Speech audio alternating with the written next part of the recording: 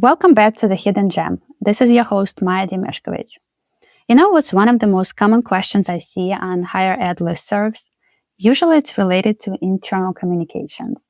It's about who is sending communications, who do you send them to, how do you consolidate information, how do you collect information, how frequently you send those communications. These are all great questions because effective internal communication can help keep employees engaged, informed, and aligned with the college's goals, making them strong ambassadors for your institution. But we all know that many colleges struggle with fragmented communication across departments, across different systems, leading to inconsistencies and overload. So today I'm very excited to have Carrie Pitts-Densmore, Vice President of Enrollment and Marketing at Johnson Community College, who joins us to discuss this particular topic and how they were able to centralize internal communications, streamline processes, and improve consistency and efficiency. I think you're going to like this one, so stay with us.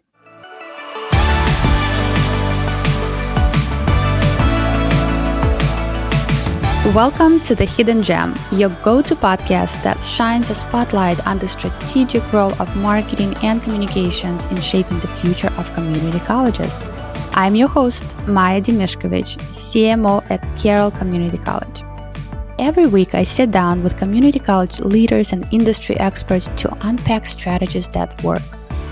We'll discuss practical insights and success stories to help you elevate your institution's profile and achieve your strategic goals. Tune in to amplify your community college's success, one conversation at a time. The Hidden Gem is part of the Enrollify network, a robust collection of podcasts designed to help higher education professionals like you grow. Explore our other shows at enrollify.org or check out some of my personal favorites linked in the show notes below. Enrollify is made possible by Element 451, the leading AI-powered all-in-one student engagement platform helping institutions create meaningful, personalized, and engaging interactions with students. Learn more at element451.com. And let's get started.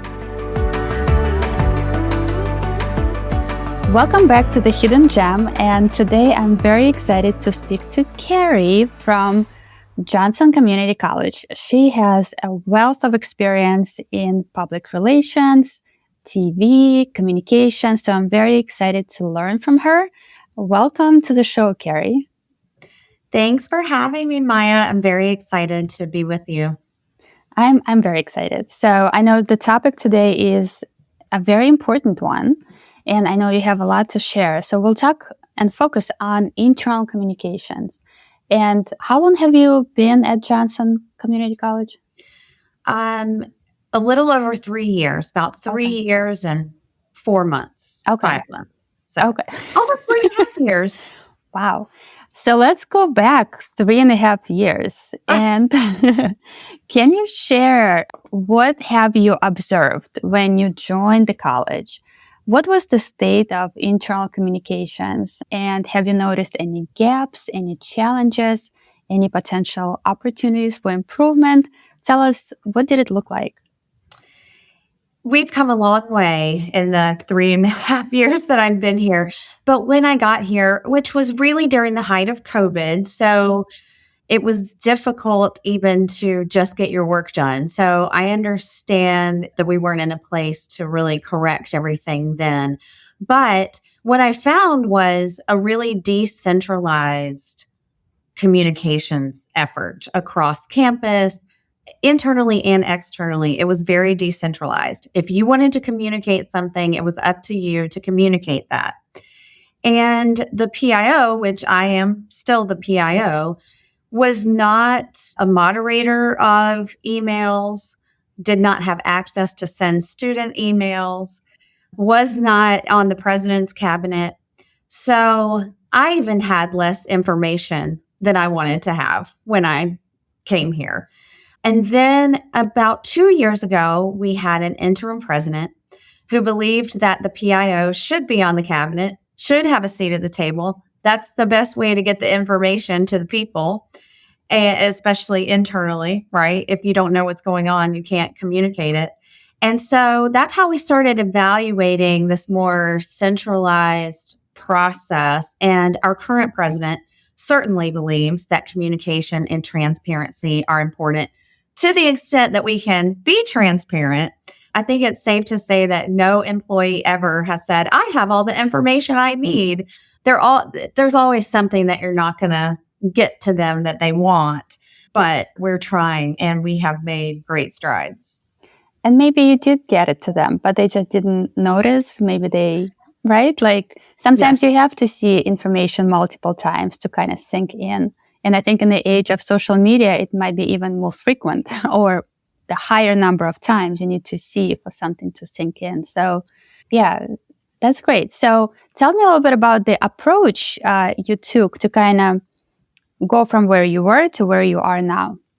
Yeah. So, we started with getting the PIO more involved, right? So moderating some of those emails, gaining more access to the communications channels. And I just started kind of doing an audit of, okay, where are these communications coming from? What are we saying? To whom are we saying it? And trying to sort of wrap my arms around that and realized that there were some inefficiencies and redundancies. So by doing that and saying to people, we'll help you, like, bring what you're trying to communicate to our department. We have lots of avenues where we can distribute that information now, and we'll do it for you or help you in that. Now, we're not preventing people from sending emails to campus. We look at them. We make sure that it's mostly information that we haven't been able to tell them otherwise. Or it wasn't repeated today in a newsletter. So, some of that has helped in the approach of getting people on the same page. But what else we did was started and this was at the beginning of January, we started a president's newsletter that we do weekly, which I always thought was important. We just were in such a state of flux for a long time when I was here that, we weren't able to kind of get it together. But we started doing that. And that is really the one thing I think that people feel like is important, because the president is giving them information and we collect that information from different departmental newsletters, which we still allow people to put out. And we get that information from reports from the president's cabinet. We have a new events process, which allows us to understand what's happening on campus more. So we collect all that information, put it into a weekly newsletter, and then put that archived newsletter on our intranet and tell people that you can go back and read what happened if you didn't catch it the first time. Mm-hmm. Do you usually send this newsletter on Mondays? Do send it on Mondays unless we have a holiday. And it's one of those things where we know some people are not opening it because, they say, I didn't know about. And I'm like, well, it was in the president's newsletter, right? But we know some people are not opening it. But those who do, and those who expect it, and those who really want to see that come out on Mondays are very happy with it. We also have a fairly new vice president of instruction who does a faculty newsletter every week when faculty are on campus. And that is a wealth of information for all of us. We all, receive it. And we use some of that information in the president's newsletter as well, so that staff receive it. But we've been sending all of these things to our board so that they are also informed. Well, that sounds great. Let's talk a little bit about the systems and the tools you use. Do you have one CRM that you can just use to send communications out? Does your department manages the CRM, or is it multiple systems in multiple departments? How does it look like? So internally, we have multiple systems. We have, over the last year, started doing our external communications through Element 451, which you're familiar with, but that is our CRM. And so our department does manage that and the communications that go out of it. Now, what we have seen is that we have, by using that for student communications and prospective student communications, the amount of emails that faculty and staff are trying to send to them are less. And same thing internally. As we build these places where you can have a lot of information in one place, the number of emails that we are getting is lessened too, right? Because they often wanted to communicate student information to staff and faculty. Now we have a student newsletter. We have a faculty and staff newsletter. We have a community newsletter. So we have all these different places where we can put the messaging for the different audiences. But internally, we use Outlook a good bit. I've been designing those newsletters, though, in Element, copying the HTML and putting it into Outlook. Yep. Because the design is really nice and keeps our look consistent too. So, which I'll talk about internal branding look too and how we do that. But we use a ticketing system to receive our requests for communications. So that's been really helpful to keep those conversations inside the project ticket so that we're not having multiple emails about this. It's kind of spread out when you've got emails talking about a project. We can see in this ticketing system everything that we've done or communicated to someone internally about that. So we use that every day. We have started to put our policies on NeoEd. So we will roll that out. We've been working on it for months, but we're about to roll that out to everyone so that they can log in and see policies anytime they need to reference a policy, and they will be well organized. We also use digital monitors across campus that we have a lot of information on. And so here's what we did about sort of embracing the brand internally. That's still something that we're working on because it is, for whatever reason, difficult to get everyone to love the brand. But we do have a logo, we do have a color, and it's about more than the logo and the color. When you start seeing those things over and over and over, you relate that to your experience. So the more we can put those two things together, the better. And no one can do this for us more than our employees. So we designed templates inside of Canva for every division, every department. They have access to different designs that kind of are unique to them, but also are still branded. And so those things start popping up on monitors and in newsletters. And we're starting to see that people are using them. And so we start seeing the brand, right, over and over and over. And if for some reason this messaging was sent out externally, it would still be branded. But we have utilized Canva in a lot of ways for presentations across campus, for design of invitations or agendas, or, we use it for our whole conference that we do in August. So the design, I think, is important too, to keep that consistent messaging and branding. Right. I cannot agree more.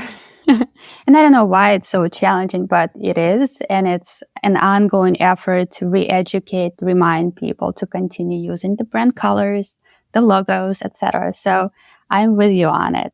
And I think last time we spoke about change and getting the buy-in. Something that you said, I think is really important. A lot of people say, well, people are afraid of change, or did you get the buy-in when you implemented this new process? And what you said was, well, there's no such thing as a buy-in. It really all is about trust. Can you talk more about this? Because I think it is profound. Yeah. I mean, I think we hear that phrase over and over. In corporate, I've been in corporate world too, right? It's not unique to higher ed. But we hear that phrase all the time about getting buy-in. And I think some people feel that getting buy-in means everyone agrees that we should be doing the same thing the same way. And actually, that's not what it means to me. I'm a change agent. So I want to see the results of things that we're trying to change. And some people are going to be excited about change. Some people are nervous about change. Some people just are not, they're not into it. And that's okay. But the buy-in comes in trusting the process. And when they start seeing results of it, they do start trusting the process. I had, for maybe the first time, someone say to me recently, I want to get this message out to students. And I said, they had sent an email. And I said, I'm rejecting your email because we are sending this out in many different ways. And I'm going to cut down on the number of emails that the students are getting. And this faculty member, for the first time, said, from a faculty member, right, that I trust that you are going to do that. And thank you for helping to cut down on the number of emails that they are receiving. There are lots of different places that the students go to look. I mean, we put information on their Blackboard, on their LMS. We make sure that they see this in a lot of different places, but all in one place so that it's not scattered. But my whole point was, when they start seeing how this works, they do start trusting the process. And so sometimes, instead of going and asking everyone, is this okay with you? Should we do it this way? You have to kind of just jump in and do it and trust that it works. I think that part of this mindset for me comes from my television days. I was a live television producer. So anything can happen on live TV. You don't know what's going to happen. You have a plan A, a plan B, a plan C. You got to know where you're going next. And you have to tell the whole group where you're going next. Because if the group doesn't understand, you're going to have black screen, right? So you got to tell the audio person, you got to tell the director. So you are in a booth making calls. And sometimes I would not make the right call, but I made the call. And we would talk about it after the newscast and say, okay, that wasn't the right thing. Next time we're going to, we should do this or whatever. We actually called it a post-mortem, which is a horrible term for a post-show meeting. But they trusted that I was going to tell them where we're going. And when it didn't work, we all took in that feedback and tried something else, right? But when it did work, it's awesome. And so we're doing that now, rolling out CRM internally. We're going to use it for a whole queuing system in our Student Success Center. So we've spent some time training. People are very nervous to go to a new system, and I understand that. But we're going to try it, and we're going to see what does and doesn't work. That doesn't mean I'm going to abandon the idea if something doesn't work, but we're going to try to work through it and work through it together. And that's what I've been trying to tell them and show them. But it's scary, especially if you're not comfortable with technology too, right? Yeah, no, I think this is really important what you just said, because sometimes and very often you can't get everyone to agree to move in one direction. There needs to be a leader, and others need to trust that leader to make the right decision in the moment and just go with it and learn from it. And sometimes you will fail, and that's totally okay, because that's how we learn. And I was listening to, I think it was Freakonomics episode where they talked about failure, and somebody said, well, I learn more from failure than I learn from success. Yes. And I feel like it's so true that the more you fail, the more you learn, the better you can become. It's just creating the culture of allowing people to fail. You don't learn unless you try. I tell my 8-year-old son that all the time. A science experiment is about trying and seeing if it worked or didn't work, and having a hypothesis and testing that hypothesis. And we wouldn't have inventions that we have or medicine that we have if somebody didn't try and fail. Right. How do you decide what to send via email versus what to post on the portal? What should be on monitors? Do you have some kind of decision tree or some policy that you follow, or is it more you kind of deciding what matters? So the more people it affects, the bigger the platform I want to put it on. If we have a blood drive, for example, we want students, faculty, staff, all to be notified and involved in that. So that is something that we would put on our events calendar. That is something that we would put on the monitors. It's something we would put in our newsletters. It's something that even if an additional email went out about, I would say, okay, let's do that as long as it wasn't in the same day. So I think it matters how many people are affected by the thing. Sometimes we get requests for like a certain club, like let's send this information about this club to all students. So I think that the audience matters. And I think the magnitude of whatever the request is matters. So, all events we're trying to communicate in the same way. It's funny to me because we sometimes still get well, if someone didn't come to my event, marketing didn't do what it was supposed to do. But we're doing each and every one of them the same way. So what that's actually showing us is that maybe they were not interested in that particular event, and we need to evaluate what our events are and what students are interested in. And we have been able to do surveys now through the CRM, and we're doing some student focus groups. So I lump things together like events, but sometimes it is on a case-by-case basis. I really want to look at the audience, Mm-hmm. And I would imagine that having the president's newsletter that goes out every Monday kind of helps reduce those one-off communications, right? Yes. Another thing we did to improve internal communication, because we do an employee survey every couple of years.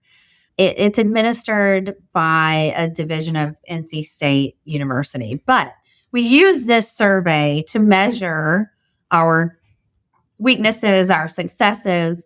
But the one thing that always comes up on it is communication. And some people indicated that it was getting better, but still not where they wanted it to be. So we made that one of our focus areas for the president's cabinet to work on until we can measure it with the next survey. So one of the things that we did, besides the newsletter and making sure people are aware of what's happening on campus, we restructured our committees so that the committees are all listed on our intranet, which is SharePoint. The minutes and agendas are posted there. So people are aware that the meetings are happening and that communication ideally is being disseminated, but also filtering up to the cabinet. And then from those reports, we make decisions that are filtered back down through those committees. That's the idea of why we, restructured and started putting that stuff more frequently on our intranet, as well as the president's cabinet minutes we post every week. So yes, you might have to go seek out the information. You might have to click. You might have to go find it. I mean, we do email it as well, but it's there. You can look for things if you need to. And even I've gone back through the cabinet meetings and said, look for something like, didn't we decide that? Or what did we say about that? So I use them too. But that was one of the things that we did to help improve communication. And I actually wrote a paper on this in grad school. It is human nature to communicate to the people who are around you. So vertical communication is always happening within departments. That's how silos are created. It's a vertical silo, right? But this cross communication is the more difficult thing, especially when you have middle managers, a layer of middle managers. So we've really been working on making those committees where many different departments are represented and we have that cross silo communication, hopefully. Now, it doesn't always work. Not every piece of information is filtered the way it should be filtered, but I think we've made big strides in that area. We're doing things like that to help improve the process. Yeah, I do like the idea of sharing the cabinet notes because that goes back to the transparency piece that you started in the beginning. And it shows your community that you are, as a president and the cabinet, don't have anything to hide, right? Like, this is what we are talking about. This is what's important to us. And hopefully they align their goals and what they're doing on a daily basis to those initiatives and those discussions as well. So I really like that idea. Yeah. And our president also has a special form for suggestions. So it's a digital suggestion box. He takes those seriously too. We are often tasked with, okay, how are we going to solve this issue that was brought to my attention? That's another way that people can communicate anonymously their thoughts and concerns.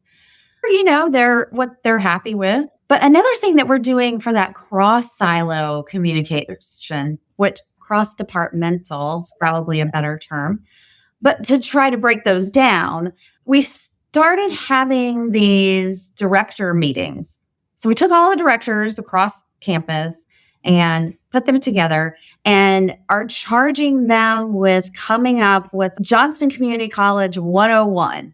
So if someone came here today, an employee or student, whomever needs to know this information, if they came in today, what would you want them to know about your department? And we're going to put that all together in a book, or maybe it'll be digital because we don't like all that paper, right? But we're going to put it all together so that we can share that out to all of our employees to say, if you didn't know this about this department, here is the information you need to know. Now, I would also take that a step further to say that they should update that every once in a while too, right? Because the information gets old. But yeah, I'm excited about that project because I think that's really going to open up some communication. People will learn things about other places that they didn't know. Mm-hmm. That's amazing. I love this idea. I'm thinking about new people coming to college and how they often find abbreviations or they don't know who to go to. It would be so helpful to have it all in one place. Hopefully people do read it if they get it, but I think it's a great starting point. Like a guide to Johnston Community College. Right. And we love an acronym. So we got to spell out all the acronyms in this too. That's a good point. Right. That's amazing. Anything else that you are doing that's might be different or you've seen great results from in terms of internal communication? Internal, right. Mm-hmm. I think this is important. I don't think any one of our president's cabinet members doesn't have this policy, but I think it's important to leave your door open. Really have that open door policy. Our president does, and not that people often take advantage of it because they're, he's very scary. I'm kidding. He's not but we'll cut it. Right. But people don't often take advantage of it, but his door is open if he is not in a meeting. Yeah. My door is open if I'm not in a meeting. You can walk in here. Anyone can walk in here and tell me what they want to tell me, right? And I think that it's important to have that so that people know that you can come talk to us, that we're approachable. Even if sometimes it doesn't seem that way, that is our policy. That is something that we do. And honestly, you can come to any one of those committee meetings. You can come to any one of our board meetings. We are trying really hard to be open. We have town halls once a semester, like a, all personnel meeting. People can ask questions. They don't always, But we really do try to keep that lane open so that people feel that they can come to us. And again, going back to the buy-in conversation, it doesn't mean that we're going to 100% fix what everyone is upset about. But we are going to take it seriously. We are going to look at it and see if there's a theme across the board. And sometimes there is. And we are going to evaluate those things. Nothing is ignored. Nothing. So I think that's an important point to make. Well, this is amazing. Kudos to you and your cabinet and your president for making this a priority, because I do think it's crucial to your culture, to how educated your internal staff is about what's happening in college, and of course, how engaged they are in the life of the community. So kudos to you, and I appreciate you spending some time with me and sharing your great initiatives and great strategies. Thank you so much. Well, thank you so much. It was a pleasure to be here and talk to you again. So thanks.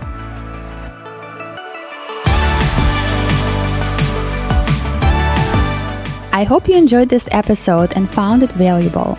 Let's keep this conversation going on LinkedIn at Maya Demishkevich. I would love to hear your thoughts, questions, and suggestions for what you would like to see next on this podcast. Remember, by tuning in to The Hidden Gem, you are not just listening to a podcast, you are joining a movement of amplifying community colleges' success. Don't miss out. Subscribe to this podcast and notifications about our future episodes. Share it with your colleagues and college leaders to help make our colleges stand out. Together, let's make an impact. The Hidden Gem is part of the Enrollify podcast network. If you like this podcast, chances are you will like other Enrollify shows too. Our podcast network is growing by the month, and we've got a plethora of marketing, enrollment, and higher education technology shows that are jam-packed with stories, ideas, and frameworks, all designed to empower you to be a better higher ed professional. Our shows help higher ed marketers and admissions professionals find their next big idea and feature selection of the industry's best as your hosts. Learn from Jamie Hunt, Jenny Fowler, Eddie Francis, Brian Gross, and so many other of your favorite leaders in higher ed. Enrollify is made possible by Element 451, the leading AI-powered all-in-one student engagement platform helping institutions create meaningful, personalized, and engaging interactions with students. Learn more at element451.com.